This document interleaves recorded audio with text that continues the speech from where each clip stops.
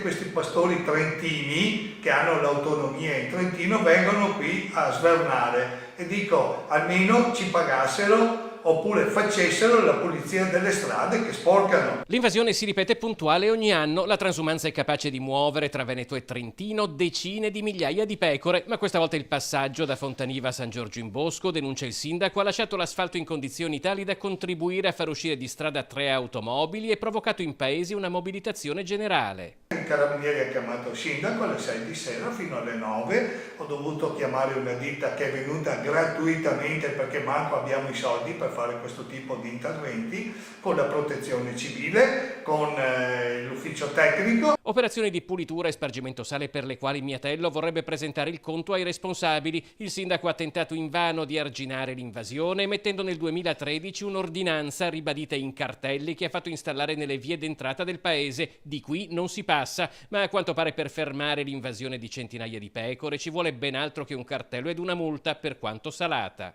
Questi pastori erano già stati multati al mattino proprio in virtù dell'ordinanza che non potevano transitare. Poi al tardo pomeriggio sono partiti e lì hanno fatto il resto. Già abbiamo Roma che ci tratta da sudditi, poi anche il Trentino adesso mi sembra un po' un'esagerazione.